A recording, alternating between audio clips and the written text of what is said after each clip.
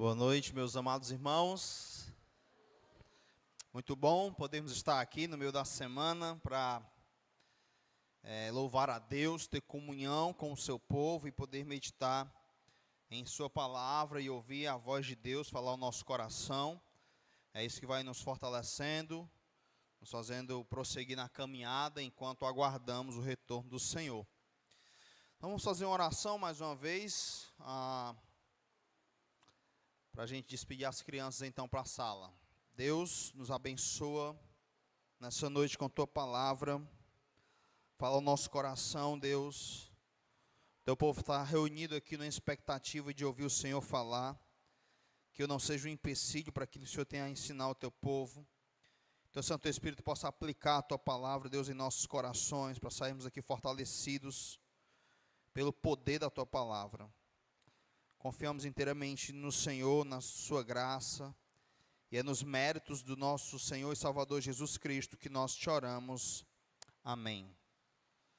Então as crianças podem então ir para a sala, e os demais irmãos, por favor, abram suas Bíblias em Esther, no livro de Esther.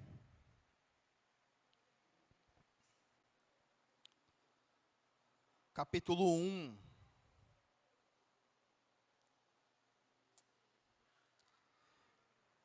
Antes da gente começar a leitura, eu queria só situar os irmãos dentro do tempo e do espaço ali, que essa história aqui aconteceu, tá certo?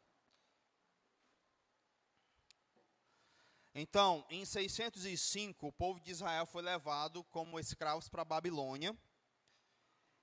E aí eles passaram lá 70 anos no cativeiro. E depois eles retornam, né? O Império Medo-Persa domina a Babilônia. E aí há um decreto de que os judeus poderiam voltar. Então em 539, sob o comando de Zorobabel, os judeus retornam. Boa parte dos judeus retornam para Jerusalém. Só que nem todos retornam. Alguns continuam vivendo ali na Babilônia ou nas províncias ali por perto. Então, em 486 é que começa essa história de Esther aqui. Os anos estão decrescendo, né? Porque é antes de Cristo. Então, 539, o Zorobabel retorna com a leva de judeus. E a história de Esther começa 53 anos depois do povo retornar. O ideal é que todos os judeus tivessem voltado, mas alguns judeus ficaram. E aí a história de Esther acontece 53 anos depois. Depois você vai ter a história de Esdras, que vai acontecer 81 anos depois que Zorobabel já tinha retornado. E aí com Esdras retorna mais um bocado de gente. E o último retorno seria aí com Neemias, que é em 445, 94 anos depois de Zorobabel. Então você tem aí em 539, Daniel faleceu em 536, Daniel não retorna, ele ainda estava vivo nessa época, e aí ele falece nesse período aí, segundo os estudiosos. E a história de Esther então acontece 53 anos depois que os judeus já tinham retornado. O livro de Esther é bem curioso pelo fato de o nome de Deus não aparecer nele. E aí tem uns debates teológicos, né? Alguns vão defender que isso acontece porque vai demonstrar o quanto o povo de Israel estava longe de Deus. O próprio fato de Esther ter sido dada em casamento para um rei pagão e tal. Então tem tudo isso aí. Outros vão dizer que não. Eles estavam lá, vivendo lá e tudo, mas sempre foi o plano de Deus que o povo retornasse, tá certo? O que eu quero estudar com os meus amados irmãos hoje, para a gente aprender sobre o nosso tema, que é serviço como estilo de vida, é mudar uma chavezinha dentro da nossa cabeça, certo? Da nossa mente, sobre os acontecimentos da vida. Então, geralmente, nós olhamos para a vida assim, ó, eu tenho a minha vida, eu tenho os meus planos, e aí eu vou colocando os meus planos em a minha vida diante de Deus.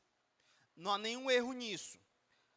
O problema é que nós não conseguimos olhar para a vida como Deus tem um plano, e dentro desse plano de Deus, Ele me colocou. Então, as coisas que vão acontecendo na minha vida fazem parte do plano de quem? De Deus, e não do meu plano, tá certo? Então, a gente precisa mudar isso.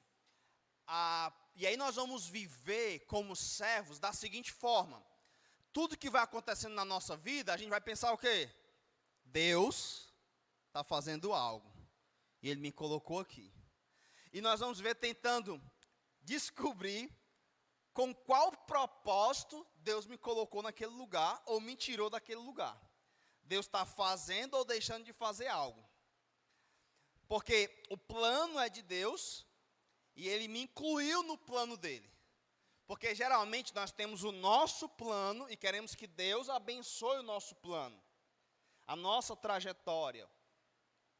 Só que não é assim. Deus, na sua soberania, Ele tem um plano dEle, nos salvou, nos incluiu no seu plano, e agora Ele está realizando o seu plano. Lembra que Ele planejou, antes da fundação do mundo, nos tornar a imagem do seu Filho. Lembra disso? A quem de antemão predestinou, a quem conheceu e tal, predestinou para serem conformes à imagem de seu Filho. Então, lá na eternidade passada, Deus decidiu matar o seu Filho para me salvar e me tornar parecido com Ele, para a glória do nome dEle. Esse é o plano de Deus. E aí Deus, esse é o plano dEle, e as coisas vão acontecendo na minha vida por causa do plano dEle. Tá certo? E aí a gente precisa mudar essa chave, porque isso vai nos ajudar a viver uma vida mais missional, pensando sempre na missão de Deus. E as coisas que vão acontecendo na nossa vida, nós vamos poder buscar em Deus o que Ele quer com isso. Porque Ele está deixando isso acontecer, porque Ele soberanamente está me conduzindo para esse caminho, para esse local, para esse trabalho, para essa igreja e por aí vai. Tá certo? Então, Deus, Ele não nos entregou ao acaso, não é ao fato do o meu plano deu errado ou coisa do tipo, e agora eu estou entregue ao acaso e as coisas desandaram e tudo. Não, Deus tem um plano. E Ele me incluiu nesse plano. E eu preciso ir vendo isso. Então, esse livro aqui, a gente teria outros textos, mas esse livro aqui, ele vai mostrando a vida no dia a dia, e mesmo sem o nome de Deus aparecer, fica nítido que Deus está realizando o seu plano. Certo? Então vamos lá. Capítulo 1. Olha só que curioso.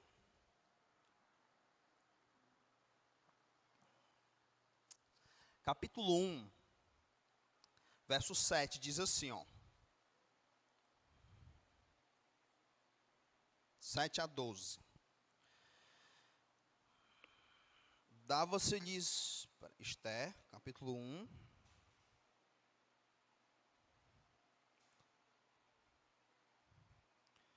Dava-se-lhes de beber em vasos de ouro, vasos de várias espécies, e havia muito vinho real, graças à generosidade do rei. Bebiam sem constrangimento, como estava prescrito, pois o rei havia ordenado a todos os oficiais da sua casa que fizessem segundo a vontade de cada um. Também a rainha Vaste deu um banquete às mulheres na casa real do rei Assuero.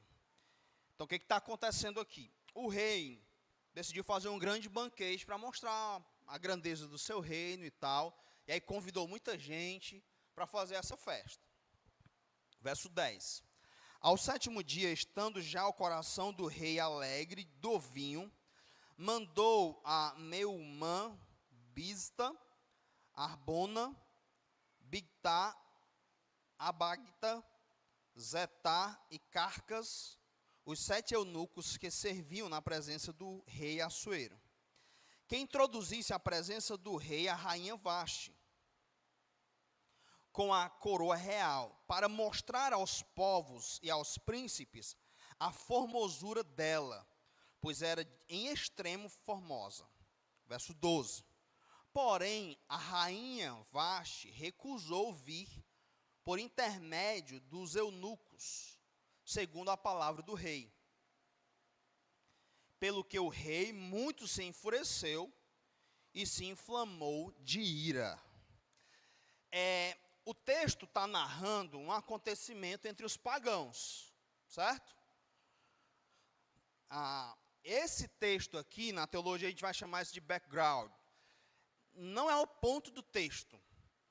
Ele está só situando a gente, dizendo o que aconteceu aqui. E aí, esses acontecimentos aqui vão redundar em um acontecimento central. Então, Deus soberanamente está guiando os acontecimentos aqui. Então, esse não é o ponto central, mas é o pano de fundo para a gente entender como Deus está controlando as coisas. Tá certo? Aí, o que vai acontecer aqui? A rainha Vaste não vai para essa apresentação. Ela diz, não vou. E o rei fica enfurecido e fica assim, sem moral nenhuma, né? Então ele vai pedir conselhos. Aí os homens vão dizer, os que vão aconselhar, eles vão dizer o seguinte, você pode conferir depois do 16 ao 20. Rei, é o seguinte, se você não punir a Vaste, o que vai acontecer? As mulheres do mundo todo vão desrespeitar seus maridos. Porque Vaste não respeitou o rei, não aconteceu nada com ela, então vai virar uma verdadeira bagunça aí nas famílias. Mais ou menos essa é a ideia do conselho. E aí o conselho é que se fizesse um concurso e escolhesse outra rainha. Então a rainha Vaste nunca mais entraria na presença do rei, ia colocar outra pessoa no lugar dela. Aí nós chegamos ao capítulo 2. Então aconteceu isso lá, no reino, lá desse homem. E agora você tem o capítulo 2. Aí no capítulo 2 é interessante. Você tem a Esther, que ela estava órfã de pai e mãe. Os pais morreram e um tio dela decidiu cuidar dela. E cuidar dela como filha.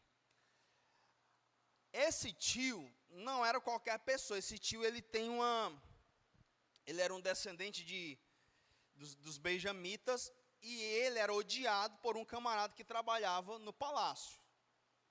Então, a rainha Esther, ela não vai morar com esse homem por acaso. Ela não fica órfã por acaso. Está tudo conectado. Então, é muito legal você estudar esse livro e percebendo isso. Está tudo conectado. Só para vocês terem uma ideia, o Amã, que odiava Mordecai, que era o tio dela, e que criara, esse camarada, ele era da descendência lá do Agagita, né? Ou dos Amalequitas. E lembre que quando Israel sai lá do Egito, os amalequitas ficam contra eles. Deus amaldiçoou os amalequitas. Então eles iam ser todos mortos. E no tempo de de Saul, era para Saul ter matado todos eles. Mas vocês vão lembrar do episódio que Saul poupou o rei, o Agag.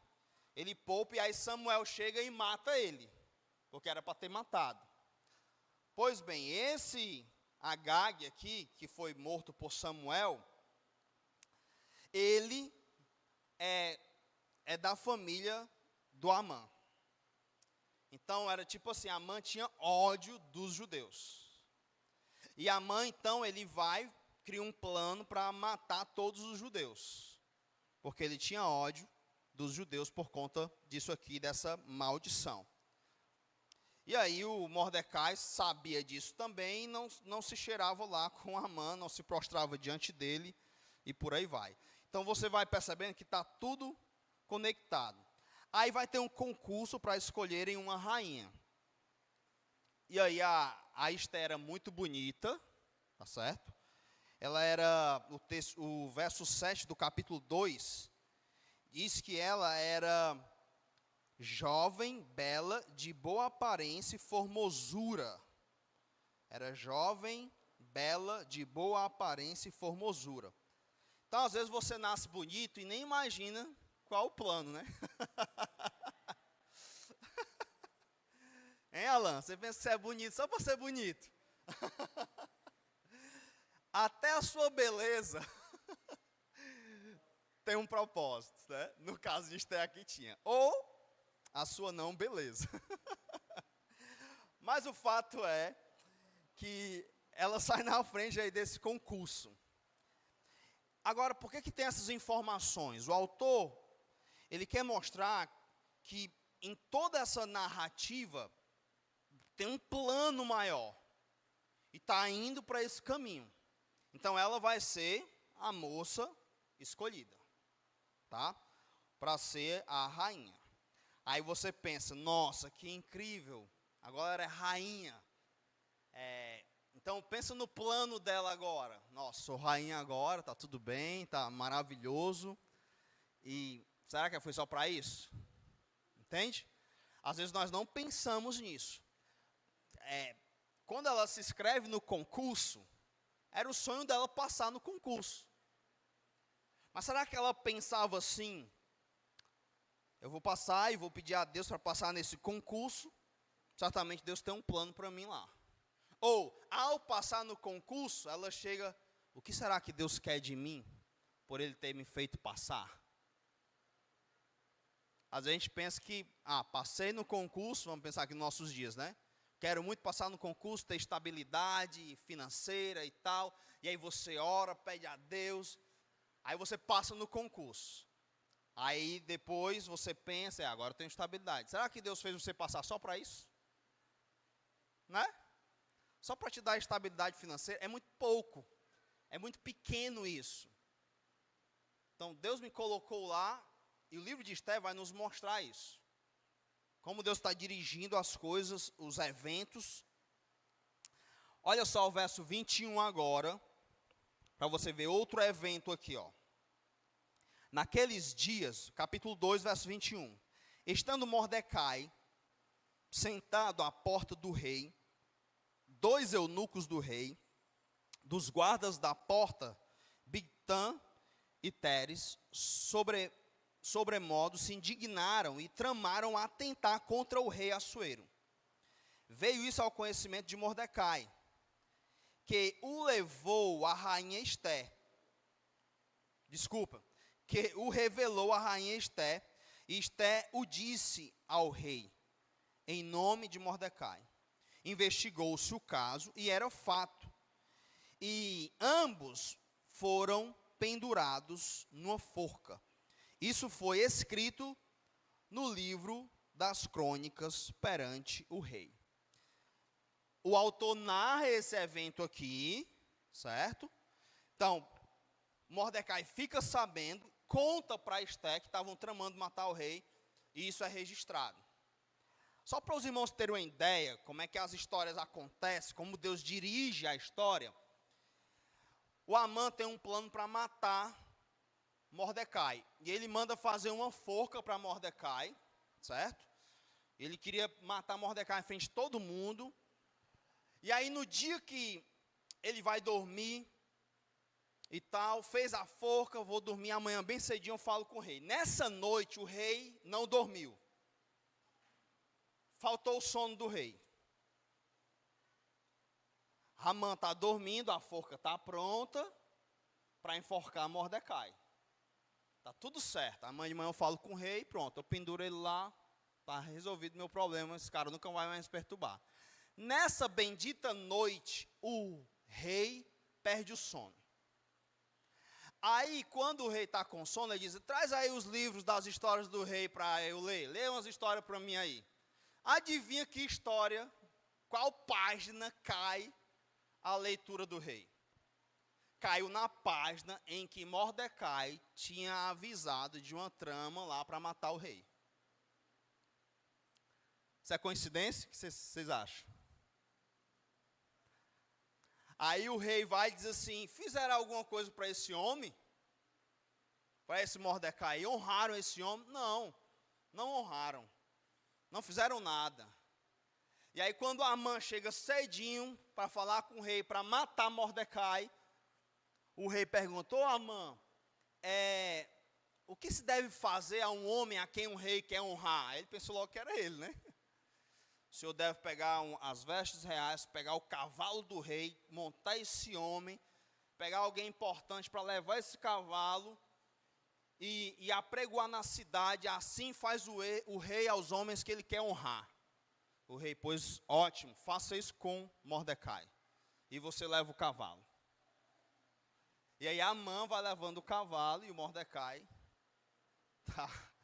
tá lá montado no cavalo e ele falando isso para as pessoas. Vocês estão vendo a história? Então, quando o autor sagrado narra esse evento aqui, desse descobrimento, dessa tentativa de matar o rei, não é por acaso. Ele quer que o leitor faça o link, que ele ligue isso. Que ele mostre que Deus está controlando toda a história. Que os eventos estão acontecendo aqui dentro do plano de Deus. Às vezes, isso aqui parece ser só mais um evento na vida, mas não. Tinha um plano. Tinha um plano. Deus está realizando o seu plano. Enfim, não vai dar para a gente ver tudo que acontece no livro, mas nós chegamos no capítulo 4, que é a parte principal do livro, e aqui é muito legal. Lembra da estrutura quiasmática? Um quiasmo. O que é um quiasmo? É tipo um espelhamento. Então, 1, 2, 3, 4, 4, 3, 2, 1. Então, você olha para as pontas, você tem 1 e 1, 2 e 2, 3 e 3 e o 4 aqui. Então isso acontece em textos menores e acontece em livro também. Qual é a ideia quando o autor faz isso, né, na cultura judaica, quando eles fazem isso? É que aonde acontece a virada ali é o ponto central do texto. Então, se você for ler isto todinho, você vai perceber isso. Que os eventos, eles vão se espelhando, né? 1 e 4, ou 1 e 1, 2 e 2, 3 e 3, e o 4 está aqui no centro. E o que acontece no centro? É onde ele quer que você coloque os olhos. Ele quer chamar a sua atenção para esse ponto aqui. E sabe o que acontece lá? É o momento em que Esté é chamada à responsabilidade de se colocar num lugar de perigo para salvar o povo de Deus. Então, quando o Amã chega para o rei e diz, tem um povo aí que não segue tuas leis, não obedece e tal, esse povo tem que ser morto. E aí o rei, tudo bem, então está aqui, pode assinar lá o decreto, pode marcar o dia para matar esse povo todinho aí. O rei não sabia que Esté era judia. E aí o rei, então, deixa que Mordecai faça isso. Ou que Amã faça isso. E aí Mordecai vai falar com Esté. Diz, Esté, tu tem que falar com o rei. Porque nós vamos morrer. Aí Esté, então, usa uma desculpa bem aceita. Naquela época, as mulheres do rei não dormiam com o rei. Moravam em outro local, cuidada lá pelos eunucos. Quando o rei queria ter uma noite com uma de suas mulheres, ele chamava. Se ela aparecesse diante do rei sem ser chamado, era uma afronta e ela poderia ser morta. A não ser que o rei, quando a visse, graciosamente estendesse o cetro dele, aí ela poderia vir falar. Se ele não fizesse isso, ela seria morta. Então, uma rainha naquela época, né, mesmo sendo a rainha, não podia aparecer diante do rei sem que fosse chamado. E aí Esté, então, explica isso para Mordecai. Eu não posso ir falar com o rei. Está com o tempo que ele não me chama. E eu não posso chegar lá. É um risco muito grande. Eu posso morrer nessa brincadeira. E aí você vai ter, então, a resposta de Mordecai para Esté, que vai nos dar uma grande lição essa noite, nos fazer entender sobre o plano de Deus. Veja o verso 9. Do capítulo 4, tá? Tornou, pois, Ataque e fez saber a Esté as palavras de Mordecai. Então respondeu Esté a Ataque e mandou-lhe dizer a Mordecai: todos os servos do rei e o povo das províncias do rei sabem que para qualquer homem ou mulher que, sem ser chamado, entrar no pátio interior para avistar-se com o rei, não há senão uma sentença, a de morte. Então não era só a rainha, né? Quem aparecesse sem ser chamado, era morto. O negócio era sério. Salvo se o rei estender para ele o cetro de ouro, para que viva. E eu, nestes 30 dias, não fui chamada para entrar ao rei.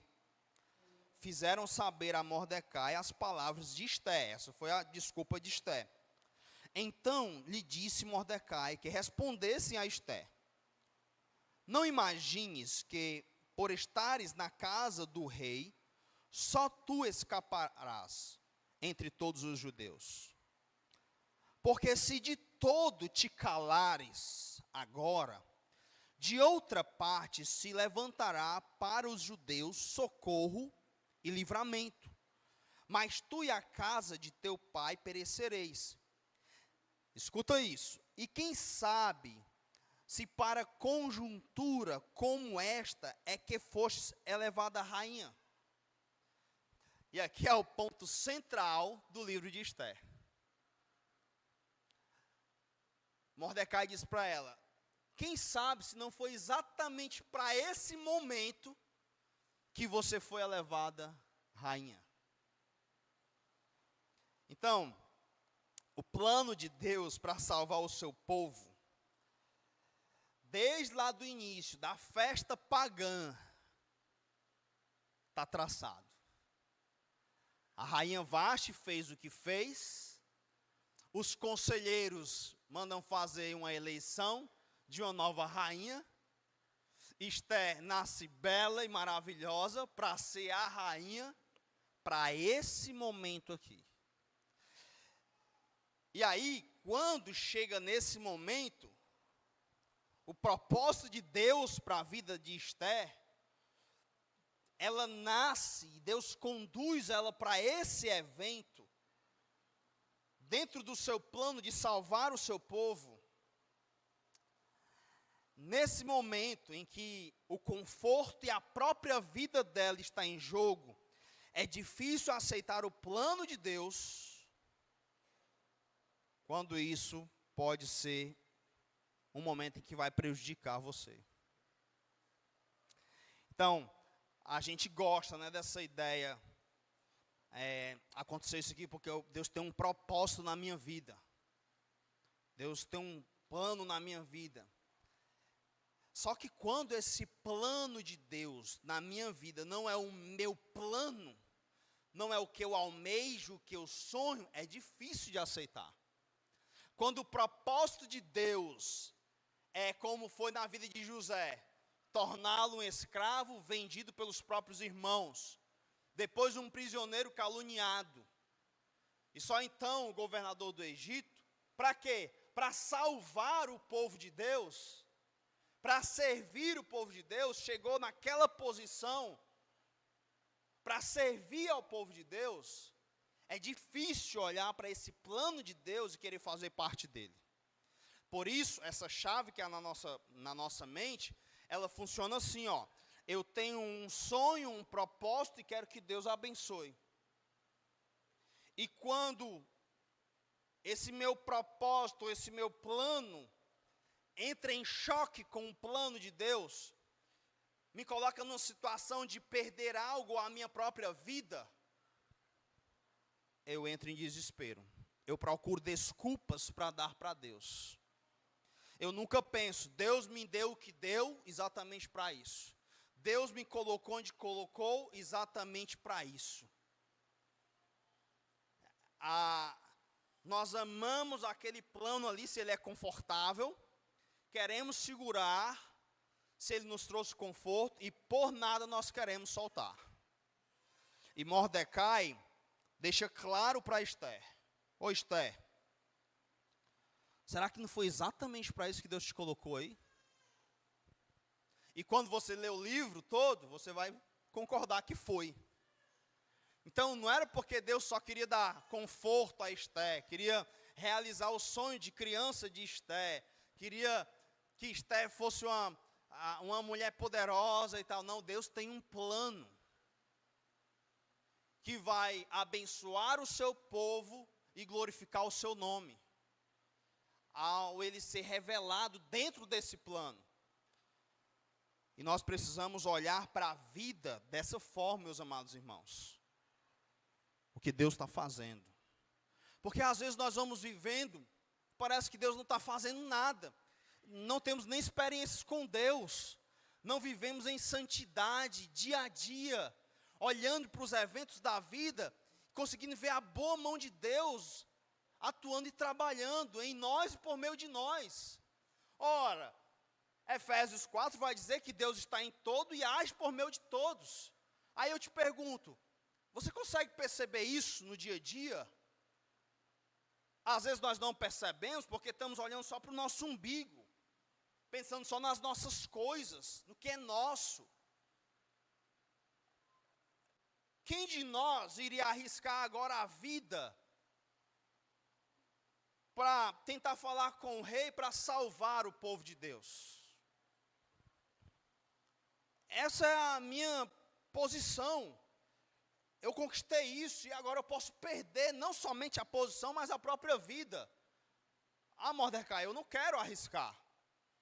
Todo mundo sabe que quem aparecer diante do rei só tem uma sentença, a morte. E é aqui que está a diferença em quem serve a Deus como estilo de vida. São as nossas escolhas do dia a dia. Nesses momentos aqui. Aqui não se trata de estar numa igreja, fazendo parte do ministério. Se trata de uma escolha difícil, por entender que está naquele lugar para servir a Deus, e não simplesmente para ter conforto. E pôr em risco não somente a sua posição de rainha, mas a sua própria vida. Os servos de Deus, eles são marcados por isso, por suas escolhas, por sua luta por santidade, por sempre caminhar pensando que Deus está realizando algo, de que o nosso Deus, ele está trabalhando em prol da glória do seu nome, edificação do seu povo. E aí a minha vida, ela gira em torno disso. Os meus pensamentos é tentar entender em como Deus quer usar essa vida que ele salvou, que pagou um alto preço por ela. E eu não posso viver só por viver. Eu não posso viver só para os meus planos, para os meus projetos. Agarrado àquilo, não solto por nada. E aí você perde muito da sua caminhada com Deus. Perdemos muito de ter grandes experiências com Deus. De viver momentos assim, em que nós estamos diante de uma situação em que, se nós honrarmos a Deus aqui, parece que vai dar tudo errado. Eu vou perder algo, ou posso perder a própria vida, mas eu vou para cima disso e faço o que Deus disse que eu tenho que fazer. E ali você ora, você cresce, você amadurece, você vive essa experiência com Deus. É algo incrível. É como as pessoas falam, você quer a fé de Sadraque, Mesaque e Abednego, ou você quer ter um encontro com o quarto homem da fornalha, mas você não quer arriscar a sua vida. Você quer a morte do justo, mas não quer a vida do justo. De viver assim, pensando em como Deus vai me usar. A nossa vida é dele. ele comprou, e agora ele vai usar essa vida para a glória do nome dele ser justo. Só que às vezes nós estamos tão centrados no nosso plano, que nós nem sequer conseguimos pensar nisso. Por isso é tão fácil abrir mão da fé. Nós nem chegamos a arriscar a vida. Acabamos abrindo mão nas pequenas coisas, pequenas escolhas, e acabamos desonrando a Deus. A resposta de Esté, após a admoestação de Mordecai, ela dá a desculpa, olha só a desculpa, né? Ei, eu posso morrer. Vocês lembram que em Daniel era sempre essa questão? Ei, se não comer a comida do rei, a minha cabeça pode rolar, e a de vocês também. Se orar, você vai para a cova dos leões. Se não se prostrar, você vai para a fornalha. É sempre assim. E esses homens leais, qual é a resposta deles? Não tem problema. Eu morro. E aqui, com Esté, do mesmo jeito. Ei, Esté, você pode morrer? Ele não ignora isso, mas ele diz, ei, talvez Deus te colocou exatamente para isso. Deus te colocou exatamente para isso.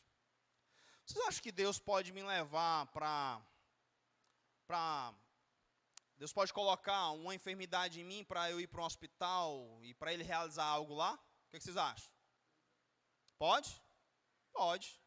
Mas eu prefiro que ele mande a Raabe, que é médica, do que mandar eu doente. Mas ele pode fazer isso, não é? Ele pode. O nosso missionário Ronaldo, depois que se converteu, ele pagou 2 anos de pena de prisão. E Deus quis que fosse assim. Tocou no coração dele, eu tenho que pagar a minha pena. E lá, ele começou um projeto, resgate, e alcançou muitas almas para Cristo. É o plano de Deus. E por aí vai. A resposta de Esté no verso 15 diz, então disse Esté que respondesse a Mordecai, vai, ajunta todos os judeus que se acharem em Suzã, e jejuai por mim, e não comais nem bebais por 3 dias, nem de noite nem de dia. Eu e as minhas servas também jejuaremos. Depois irei ter com o rei, ainda que é contra a lei. Agora vocês, o que ela diz? De novo, se perecer. Qual foi a última vez em que você, para servir o povo de Deus, você disse isso, né? Ou, qual foi a única vez que você fez isso? O nosso cristianismo sem sacrifício, dificilmente a gente chega numa situação dessa. Dizer, se perder, perdi. Mas eu vou fazer o que Deus diz. Se perecer, pereci. É difícil chegarmos numa situação dessa. Por quê? Porque elas não acontecem? Não. Porque nós desistimos bem antes. A gente sempre abre mão antes. Somos frágeis espiritualmente, perdemos tão facilmente para o pecado. As nossas escolhas nunca entram em choque com o que Deus diz. Por quê? Porque tudo é perfeito nesse mundo? Não. Porque nós abrimos mão muito fácil do que Deus diz. Em detrimento do nosso conforto, do nosso prazer, e por aí vai. Se perecer, perecer. Eu vou falar com ele, mesmo que seja contra a lei. Se perecer, perecer. É aqui que o autor de Esté quer que você ponha os olhos. Essa é a grande lição do livro. Deus soberanamente levou essa jovem para essa posição para servi-lo. Não era um sonho de criança que Deus estava realizando. Não, eu tenho um plano, eu tenho um propósito de salvar o meu povo. Nesse exato momento da história vai acontecer isso, e eu vou colocar você lá para isso. Eu acho isso maravilhosamente incrível. Você começar a enxergar a vida assim. não é? Onde eu estou hoje? O que eu estou fazendo hoje? Não é um negócio assim porque as pessoas fazem. Não é uma coisa qualquer. Não, é o plano do Deus eterno. E eu estou aqui, nesse trabalho, nessa faculdade, seja onde for, servindo a Ele. Não seria incrível os jovens, os nossos jovens irem para a faculdade assim? Nós irmos para o nosso trabalho assim? Sempre pensando, a gente ia acordar de manhã orando. Senhor, o que o Senhor quer de mim hoje? Quais são as tuas ordens para hoje? Como que o Senhor vai me usar hoje? Eu sou teu servo, estou aqui, pronto para a batalha.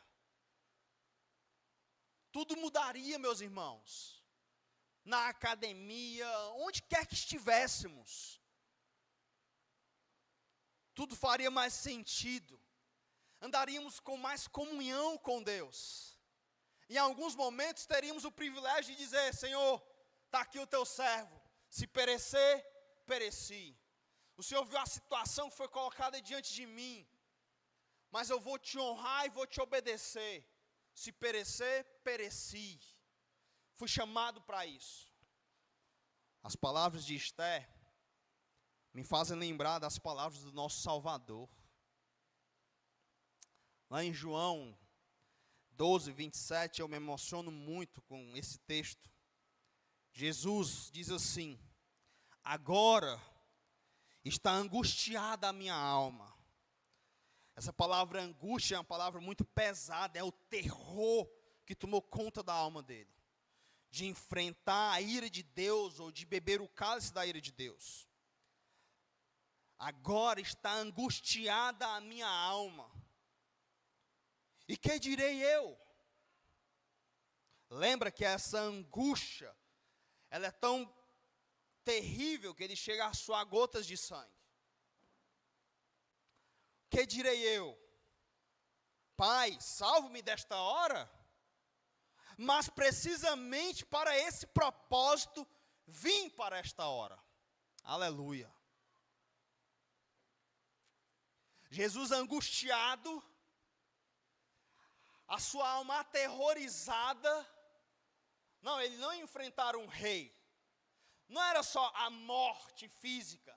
Era beber o cálice da ira de Deus. Era ser banido da face de Deus para salvar pessoas como nós. A minha alma está angustiada. O que direi eu? Pai, salva-me desta hora? Mas precisamente para esse propósito, vim para esta hora. E ele conclui dizendo: Pai, glorifica o teu nome. E assim ele vai para a cruz. Esse é o nosso Salvador. Esse é o nosso Senhor. Num momento de maior angústia, dentro do tempo e do espaço em que ele foi beber o cálice da ira de Deus, em que sua alma estava angustiada, aterrorizada, em que seus poros derramavam sangue. Ele diz: o que eu vou dizer nessa hora? De tanta angústia, de tanto tristeza, a minha alma está profundamente triste até a morte. O que eu digo nessa hora? Pai, salve-me dessa hora? Não, porque eu vim exatamente para essa hora. Eu vim exatamente para isso, para morrer numa cruz. Eu vim para esse mundo exatamente para beber o cálice da ira de Deus, para salvar essas pessoas. Não, eu não vou dizer, Pai, salva-me desta hora.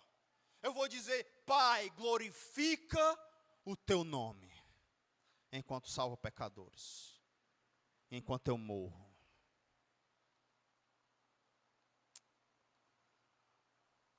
Nós, meus amados irmãos, temos um grande exemplo do nosso mestre e de muitos servos de Deus na história. Eles viviam suas vidas guiadas pela glória do nome de Deus. E nos momentos em que a sua vida estava em risco, ou você morre, ou você glorifica a Deus? Eles nunca titubeavam. Nós glorificaremos a Deus. Se perecer, pereci. Se perder, perdi. É isso que de fato importa. É isso que nos fará servos leais, que têm um estilo de vida que serve toda hora, não só na igreja, onde quer que estejamos. O povo de Deus, onde ele chegasse, você crente, onde você chegar, no mundo que odeia Deus, que é anti-Deus, não é que você vai chegar chutando a porta, mas isso deveria ficar claro, esse testemunho para essas pessoas, porque você está onde está não é por acaso. A sua vida é assim, o negócio por acaso? Nenhuma folha cai sem a permissão de Deus.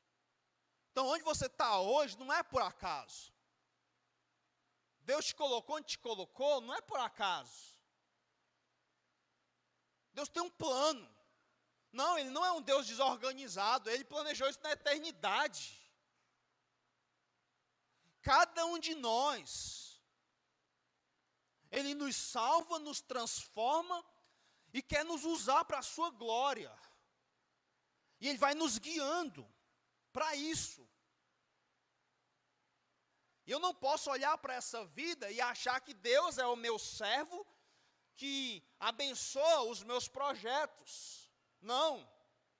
Deus é o Senhor, que me tornou seu servo, e eu estou focado no projeto dele.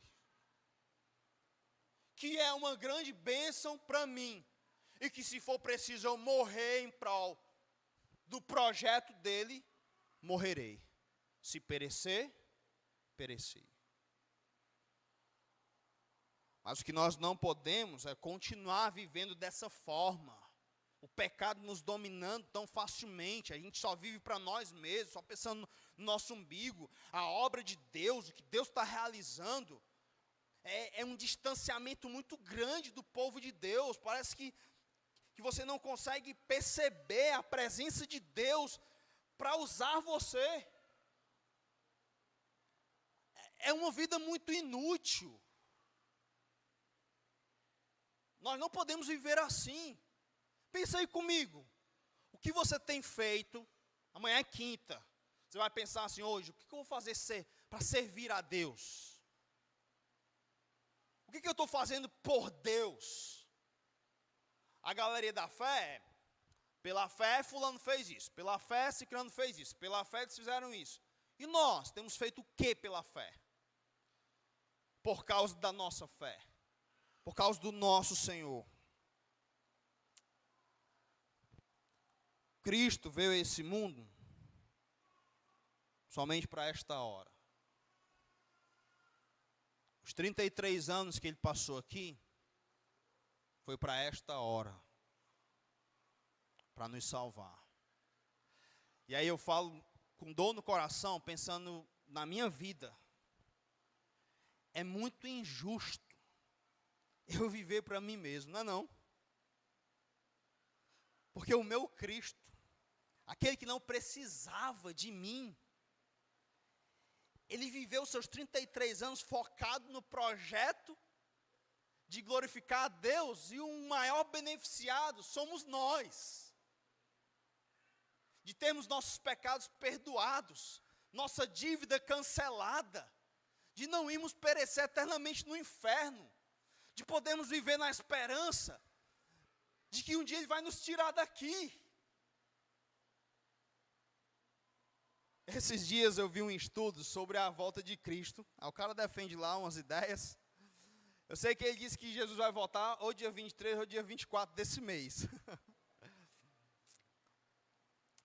E aí, é bem interessante o estudo. Depois, se você tiver interesse, eu te mando. Tem umas viagens, né? Mas aí eu dirigindo aqui o carro, né, terminei de ouvir e disse, ei, já pensou se fosse verdade? Aí eu comecei a alimentar meu coração assim, pensando nesse encontro, né? Rapaz, dia 23, ó. e tal, o 24. É uma sensação tão gostosa de você saber que daqui a pouco, e quem dera que ele estivesse certo, que eu vou encontrar o meu Cristo, o meu Salvador. Em nenhum momento meu coração teve medo. Por quê? Porque Ele me transformou, porque Ele me salvou. Em nenhum momento eu tive tristeza ao pensar nesse evento, nenhum de nós. Nós almejamos isso, estar com Ele para sempre. Porque Ele é o nosso Salvador, o nosso Senhor. É aquele que veio para esta hora para nos salvar. E de fato, um dia quando nós nos encontrarmos com Ele, nós teremos muita vergonha de não termos vivido tão intensamente para Ele. Graças a Deus que Ele é gracioso. E não vai lançar isso no nosso rosto, porque estaremos lá por causa do que Ele fez. Mas é muito injusto a gente viver a vida só usando Ele e nunca pensando em como servi-lo mais. A maior parte da cristandade tem Deus só para usá-lo, para Deus abençoar suas coisas. Não entendemos que Ele nos salvou, somos dele, e devíamos viver como pertencentes a Ele, e não de nariz empinado, dizendo que a vida é minha, eu faço o que quero, eu peco do jeito que eu quiser, eu faço isso. Não, somos dele. Se trata desse relacionamento incrível de amor, Ele ter me alcançado dessa forma, me constrangido dessa forma, com tanto amor. E agora eu quero entregar a minha vida para Ele, para a glória dEle. E num momento difícil, em que vamos perder algo, ou a mesma própria vida, podemos nos alegrar e dizer: que momento incrível, eu vou poder honrá-lo diante da morte. Hoje eu conversando com o pastor Sandro, e disse: rapaz, se o pós-tribulacionista estiver certo, e for dia 23, vai começar a grande tribulação, nós vamos ficar aqui. E eu dizendo para ele: vai ser incrível, porque eu vou ver uma profecia se cumprindo diante de mim, meu coração vai ter mais fé, e eu vou poder morrer com mais vontade por Ele, no meio da grande tribulação, sendo perseguido, torturado, seja lá o que for, saber que daqui a 7 anos, eu vou estar com Ele. Nosso coração tem que arder por isso, por estar com Ele, por honrá-lo, por sofrer por Ele. Chega dessa apatia espiritual, dessa frieza, dessa preguiça. Aí é o crente que não ora, não lê a Bíblia, vem para a igreja à força. Que cristianismo é esse? Peca tão facilmente. Muitos casais vivem em guerra, desrespeito zero, respeito zero. E que cristianismo é esse? Os jovens não testemunham, não são vibrantes. No passado, os jovens faziam tudo na igreja. Hoje, o culto de jovem, vem quase ninguém. É uma moleza. Imagine se nós tivermos que ser levados à morte por nosso Cristo. Imagine.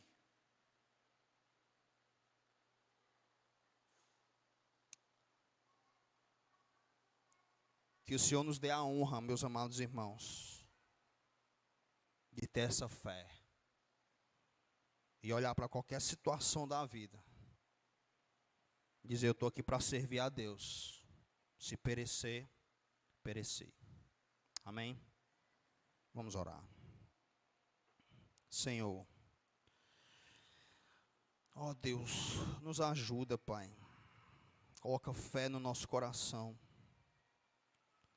Não nos deixe vivermos assim, com essa apatia espiritual, essa frieza. Sermos mornos. Tem misericórdia, Deus, de nós. Enche nosso coração de fé, Pai. Sacode nossa vida.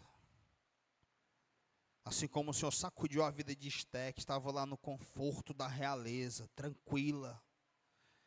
E se depara com a situação em que ela tem que tomar uma decisão de fazer o que o Senhor quer ou morrer. Nos leva para essa envergadura espiritual. Faz um chacoalhar nessa igreja. Nos enche de fé, Deus. Não nos deixa vivermos como um clube social, como pessoas que não te amam mais do que o ar que respira. Não deixa vivermos para envergonhar o teu evangelho, mas nos dá força, Deus, para te honrar, custe o que custar. Levanta homens e mulheres do nosso meio leais a ti, dispostos a arriscar suas próprias vidas em prol do teu reino. Aplica a tua palavra nos nossos corações. Possamos sair dessa noite aqui revigorados, animados, olhando para Esté como um grande exemplo, com uma fé capaz de fazer o que ela fez. Olhando para o nosso Cristo, que no meio da sua angústia, disse: eu vim exatamente para isso, para perecer e sofrer por nós. Que o amor do nosso Cristo, o seu sacrifício, enche os nossos corações de constrangimento e nos leve a viver e a morrer por Ele. Assim eu te oro, Deus, confiados na tua graça, no poder do teu Santo Espírito, que pode aplicar a tua palavra em nossos corações. Amém.